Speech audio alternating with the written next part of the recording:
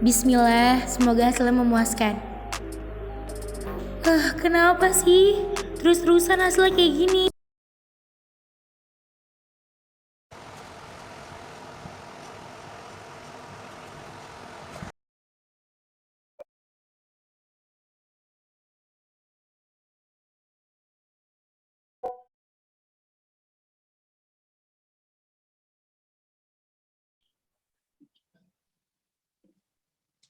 Halo, Assalamualaikum.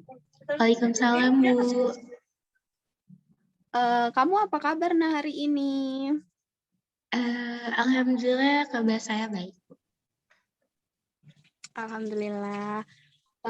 Oh iya, kamu kelas berapa?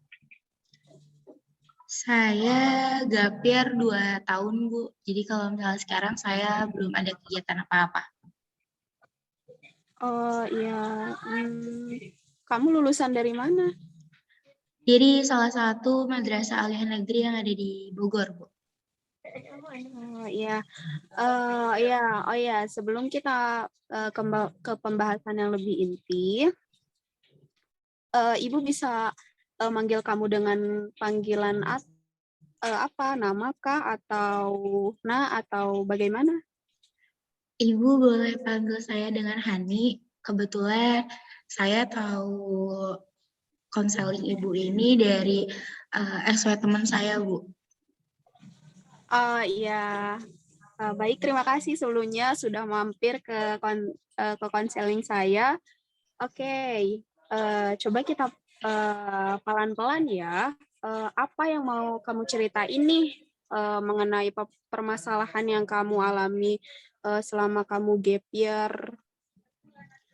Iya, Bu. Jadi saya gap year itu udah 2 tahun yang lalu.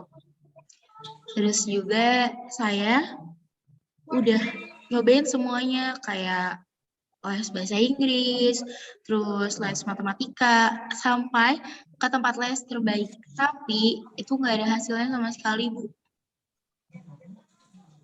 Oh iya. Terus bagaimana? Terus kamu tidak ada hasil bagaimana, Nak? Iya, Bu. Jadi saya selama gap year ini sudah mengikuti berbagai ujian tes untuk masuk perguruan tinggi negeri dari SBM, lalu sebelumnya SNM, lalu tes-tes mandiri dari segala universitas, itu tidak ada yang dinyatakan lolos, Bu. Semua Oh iya. dinyatakan saya nggak lolos gitu. Oh iya iya iya. Eh apakah langsung ke intinya atau kita refresh dulu nih agar kamu nggak terlalu tegang? Kelihatannya kamu itu sangat tertekan sekali, Nak. Mungkin langsung ya, Bu, karena kan aku tuh saya udah nungguin lama banget. 2 tahun tuh bukan waktu yang sebentar buat saya. Saya kayak gini tuh banyak banget ngeluarin usaha, tenaga gitu. Eh, di pikiran saya, kalau misalnya saya mau sukses, saya tuh harus masuk perguruan tinggi negeri. Orang tua saya nggak nuntut gimana-gimana, tapi saya tuh udah lihat kalau misalnya mau masuk ke tempat kerjaan yang bagus, yang tinggi gitu. Kamu tuh harus dari PTN gitu. Dan anak-anak yang nggak masuk PTN tuh dipandang sebelah mata gitu, Bu. Saya sempat depresi juga. Saya ngerasa saya nggak ada masa depannya, Bu. Karena saya udah nyobain semuanya, tapi gak ada hasilnya.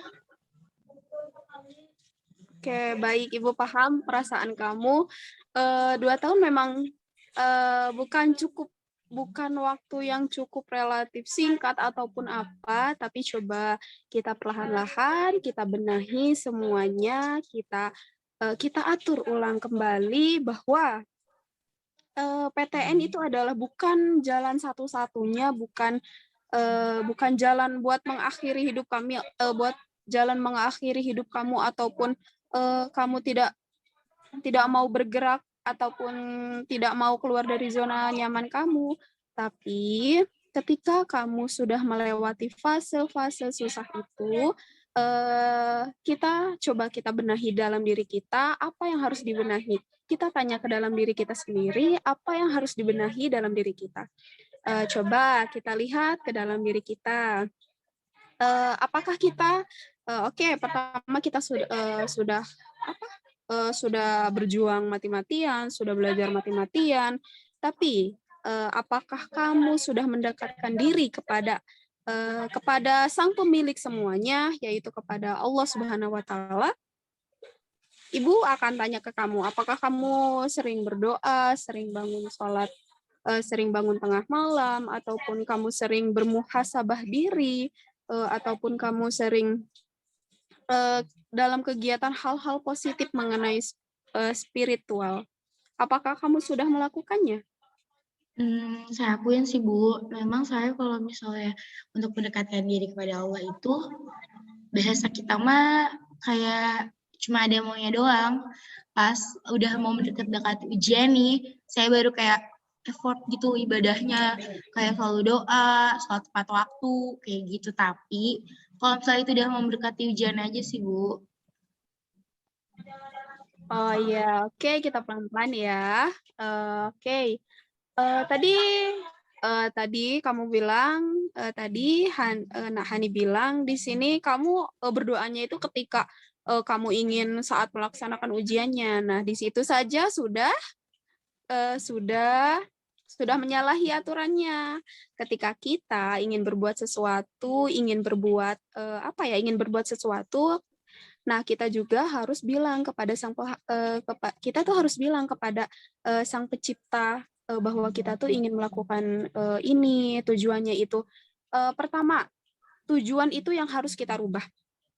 Tujuan kita itu semuanya itu kupasrahkan kepada tujuan itu kita harus pasrahkan kepada Allah Subhanahu wa Ta'ala agar niat kita itu tidak melenceng. Seolah-olah kamu tuh belajar sudah giat-giat, tapi kamu tidak mendekatkan diri kepada Allah, itu sudah keluar dari itu mempertekan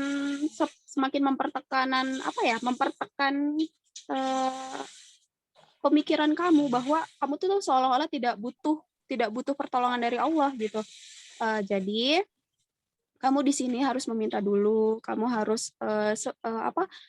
mendekatkan dulu, bangun malam, terus minta dilonggarkan agar ketika kamu tidak diterima di PTN, kamu menerimanya dengan lapang dada, ataupun kamu ketika kamu sudah melakukan hal-hal semuanya, menyerahkan diri seutuhnya kepada Allah, Ibu yakin bahwa kamu itu akan tenang jiwanya ketika kamu tidak diterima di salah satu perguruan tinggi negeri. Baik Ibu. Terus kamu juga harus selain mendekatkan diri kepada Allah, kamu juga harus meminta ridho kepada orang tua, ridho kepada kakak-kakak kamu, ridho kepada guru kamu, maupun ridho kepada teman sebaya. Itu sangat-sangat mempengaruhi loh Nak, sangat-sangat mempengaruhi. Baik kadang kita sebagai anak muda nih, apalagi ke teman sebaya, kadang suka meremehkan gitu, kayak seperti gini contoh, gue mau masuk PTN loh gitu ya, apaan sih lo gitu ya, kayak gitu aja lo bilang ke gua, ngapain, nggak penting, tau gak sih? Kadang kita suka menyepelekan gitu, iya gak sih gitu.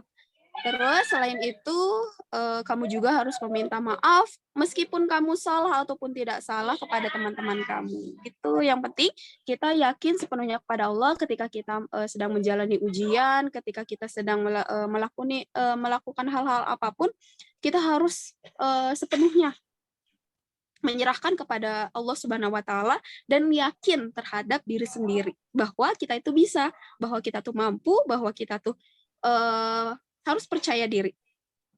Gitu. Gimana, Nak? Baik Ibu, terima kasih banyak.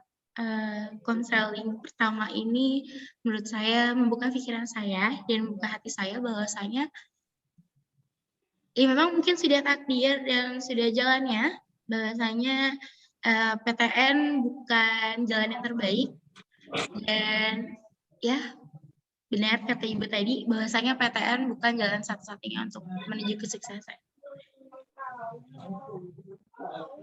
Iya, seperti Ibu perkuat lagi ya. Selain itu, kamu bisa kok nggak terima di PTN, yang penting kamu berprestasi di salah satu.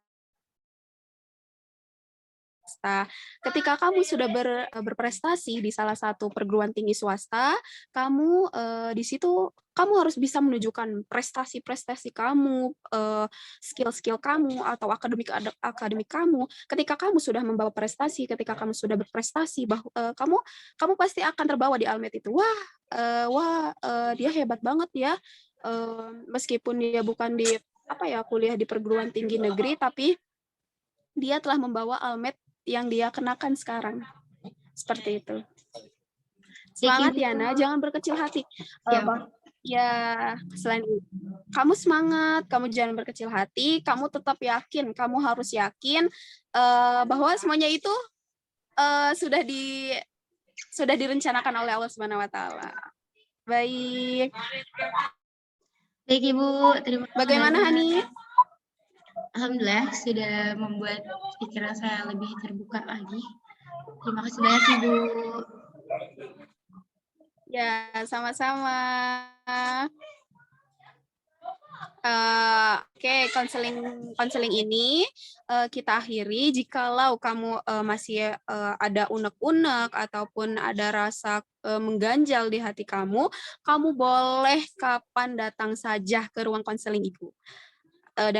Dan mohon maaf juga atas tutur kata-kata Ibu yang kurang berkenan di hati Hani maupun di hati saya maupun di hati Hani. Kurang lebihnya mohon maaf. Akhirus salam. Wassalamualaikum warahmatullahi wabarakatuh. Waalaikumsalam warahmatullahi wabarakatuh. Terima kasih Ibu. Sama-sama, Nak.